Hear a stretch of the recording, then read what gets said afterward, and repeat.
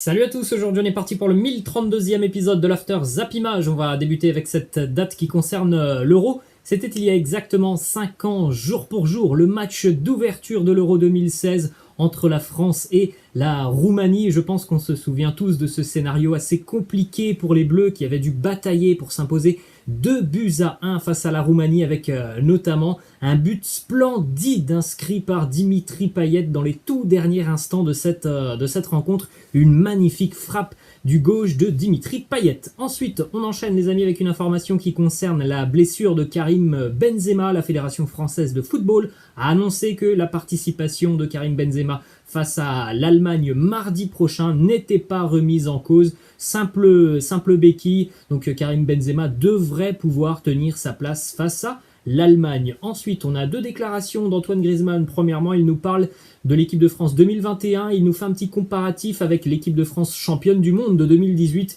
Il nous dit sur le papier, oui, on est meilleur en 2021. Après, sur la vie de groupe, le mental, il faudra voir ça par rapport au match. Du point de vue de la vie de groupe en 2018, c'était exceptionnel. Il est vrai que le football, c'est évidemment un sport qui se joue sur le terrain, mais tout ce qui se passe en dehors, au sein du groupe, c'est très très important et on a pu le voir notamment sur l'épopée 2018 où il y avait un groupe très uni, très solidaire et si en général ça se passe bien dans le vestiaire, eh bien ça se retranscrit sur le terrain. Autre déclaration d'Antoine Griezmann qui nous parle notamment des changements qu'il a pu voir entre l'Atlético, le Barça, l'équipe de France. Il nous dit en sélection, tous les ballons passent par moi, je suis plus libre comme je l'étais à l'Atlético Madrid. À Barcelone, les débuts ont été compliqués, mais j'ai trouvé que les critiques étaient parfois exagérées envers moi. Mais en 2021, je sens que ça va quand même beaucoup mieux. Ensuite, on a une petite information qui concerne la déclaration d'Olivier Giroud après le match face à la Bulgarie où Giroud a annoncé tout simplement que parfois il faisait des appels et il avait l'impression de ne pas être servi, notamment par Kylian Mbappé. Et bien hier, Kylian Mbappé a voulu aller en conférence de presse pour répondre à Olivier Giroud. Didier Deschamps l'en a empêché. Ensuite, on a une petite déclaration d'Hugo Lloris, le capitaine de l'équipe de France, qui nous parle de N'Golo Kanté. Il nous dit c'est un élément moteur au sein du groupe. Médiatiquement, on est plus focalisé sur d'autres joueurs. Dans le football moderne, on met souvent en avant les joueurs offensifs, mais un joueur comme NJ a une place très importante au sein de l'équipe de France. Tout le monde est unanime là-dessus. Il est vrai que, comme le dit Hugo Lloris, les joueurs de profil offensif sont souvent mis en avant, mais l'importance d'N'Golo Kanté, que ce soit avec les Bleus ou avec son équipe de Chelsea, elle est quand même assez impressionnante. Ensuite, on enchaîne avec la victoire du Portugal, l'un des futurs adversaires de l'équipe de France. Ça sera le troisième match de la phase de groupe. Hier, les Portugais ont terminé leur phase de préparation par une victoire assez large face à Israël. 4-0 pour le Portugal avec des buts de Cristiano Ronaldo, João Cancelo et un doublé aussi pour le mancunien Bruno Fernandes. En ce qui concerne CR7, hier, il a atteint la barre des 175 sélections avec le Portugal. C'est un nouveau record pour le Portugais. Et en ce qui concerne aussi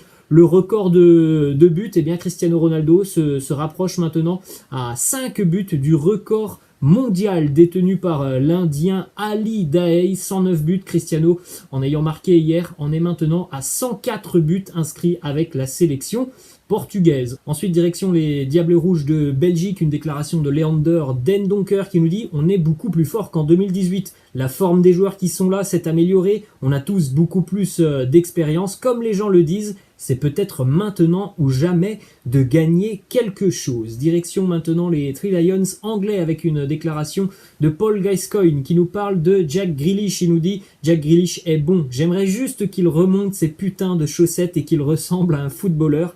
Mais il veut toujours le ballon, ce qui est plutôt une bonne chose. Direction maintenant l'Amérique du Sud, on regarde les statistiques de Neymar. Vraiment décisif depuis quelques rencontres avec le Brésil. Il est assez important le Ney dans ses phases de campagne à la Coupe du Monde 2022 avec notamment 5 buts inscrits et 4 passes décisives. Il est sur une très très grande forme avec la sélection Neymar. Ensuite, toujours du côté du Brésil, on regarde les statistiques du sélectionneur Tite. 54 matchs avec la sélection, 40 victoires, 10 nuls, 4 petites défaites, 116 buts marqués, 19 encaissés, 38 clean sheets. En match officiel, c'est 29 matchs pour 23 victoires, 5 nuls et une petite défaite. On a une petite info aussi qui concerne la Copa América qui va débuter un petit peu comme l'Euro très prochainement. Ça sera le 13 juin, le début de la Copa América. La Copa América sera d'ailleurs retransmise sur la plateforme Live et sur l'application L'équipe. Il y aura aussi des rediffusions puisque les matchs vont évidemment se jouer dans la nuit. Donc si ça vous intéresse, vous pourrez aller jeter un petit coup d'œil sur les matchs de Copa América sur l'application L'équipe. Direction la Ligue 1 maintenant, une information qui concerne le jeune Eduardo Camavinga. Le Stade Rennais a pris la décision de vendre Eduardo Camavinga si jamais il n'y a pas de prolongation de contrat avant la fin du mois, c'est-à-dire le 28 juin, reprise de l'entraînement du côté du Stade Rennais. Donc si les discussions n'avancent pas dans les toutes prochaines semaines et les tout prochains jours, le Stade Rennais prendra certainement la décision de vendre Eduardo Camavinga sur ce mercato. Direction Marseille, départ officiel. Michael Cuisance va faire son retour du côté du Bayern Munich. On rappelle qu'il était prêté, qu'il y avait une option d'achat et que l'Olympique de Marseille ne lèvera pas cette option d'achat. Michael Cuisance n'a tout simplement pas donné satisfaction du côté de Marseille sur cette année qui a été assez triste pour Mika Cuisance. Ensuite, on a cette info aussi qui nous vient de plusieurs quotidiens espagnols, notamment un quotidien madrilène AS et Mundo Deportivo, quotidien barcelonais, qui annonce que Philippe Coutinho intéresse énormément l'Olympique de Marseille et surtout le coach Jorge Sampaoli. Le gros problème dans ce dossier, c'est évidemment l'énorme salaire que touche Philippe Coutinho du côté du FC Barcelone. L'Olympique de Marseille ne pourrait pas s'aligner sur un tel salaire. Donc voilà, peut-être qu'il y aura des négociations, mais ça semble quand même assez utopique de voir Philippe Coutinho atterrir du côté de Marseille. Petite information qui concerne Hatem Ben Arfa, qui est sans club maintenant, puisque les Girondins de Bordeaux n'ont pas levé l'option d'achat. Il intéresse le club grec de l'AEK Athènes. Après, est-ce que c'est un challenge qui intéresse Hatem Ben Arfa ? Ça, pour le moment, on ne peut pas le savoir. Une petite information sur les droits télévisuels de la Ligue 1 pour l'année prochaine. Il était au micro de RMC hier, Maxime Saada, président du directoire du groupe Canal+, et il a annoncé « Je ne suis pas certain que la Ligue 1 soit sur Canal+, l'année prochaine ». Petite information qui nous vient du site très sérieux ESPN qui annonce que le Paris Saint-Germain suit attentivement la situation de Paul Pogba afin de le recruter libre de tout contrat en 2022. Donc le Paris Saint-Germain ne se positionnera pas sur ce mercato pour Paul Pogba, mais en revanche, si Pogba ne prolonge pas du côté de Manchester et qu'il y a une opportunité de le signer gratuitement dans un an, le Paris Saint-Germain se jettera sur cette opportunité. Information qui concerne l'arrivée de Georginio Wijnaldum qui a passé sa visite médicale avec succès. Il ne manque plus que la signature de l'international néerlandais pour officialiser son transfert du côté de Paris. Donc là, on est tout proche du dénouement et c'est une énorme signature pour le Paris Saint-Germain. Deux petites infos qui concernent le projet de Super League. Premièrement, l'UEFA a annoncé qu'elle avait suspendu jusqu'à nouvel ordre les procédures disciplinaires à l'encontre du Real, de la Juve et du Barça, qui restent encore les trois clubs qui pour le moment ne se sont toujours pas retirés du projet de la Super League. Du côté des 6 clubs anglais qui ont été tentés par le projet de la Super League, ils vont devoir verser une amende de 25 millions d'euros chacun auprès de la Ligue de football britannique. En plus de ça, bon ça à mon avis ça n'arrivera pas, mais ils risquent un retrait de 30 points ainsi qu'une amende supplémentaire de 30 millions d'euros si jamais à l'avenir ils avaient encore l'ambition de retenter le projet Super League, donc du côté du football anglais. On a pris des mesures financières. Ensuite, toujours du côté de l'Angleterre, nouvel entraîneur pour les Wolves de Wolverhampton, entraîneur encore une fois portugais. Il va succéder à Nuno Espirito Santo, ancien entraîneur du Benfica Lisbonne. C'est Bruno Lage qui est devenu d'ailleurs hier officiellement le nouvel entraîneur des Wolves. En ce qui concerne Tottenham, là aussi on discute avec un entraîneur portugais, l'ancien entraîneur de la Roma, Paulo Fonseca, qui pourrait devenir le nouvel entraîneur des Spurs de Tottenham, d'après plusieurs médias anglais.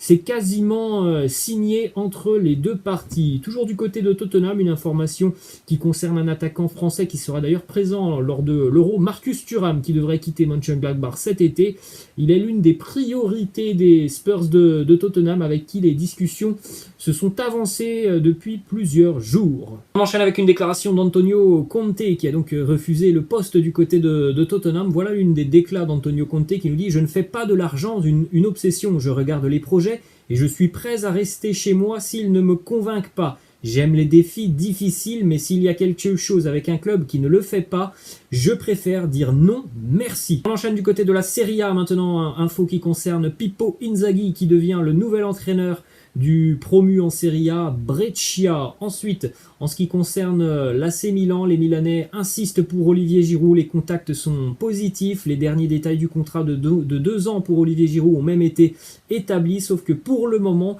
le Milan souhaite toujours une arrivée gratuite et on en avait parlé la semaine dernière. C'est bien là que le problème se situe parce que Chelsea a levé une petite clause dans le contrat d'Olivier Giroud. Donc Olivier Giroud est toujours sous contrat avec les Blues de Chelsea et pour le moment, eh bien, il faudra acheter le joueur pour l'AC Milan et c'est là que ça pose problème. Ensuite, information du côté de la Lazio, c'était attendu déjà depuis quelques jours, c'est désormais officiel. Maurizio Sarri, ancien entraîneur de la Juve, ancien entraîneur du Napoli, il devient l'entraîneur de la Lazio et il succède donc à Simone Inzaghi. Direction l'Espagne maintenant, petite information qui concerne le Real sur la saison à venir.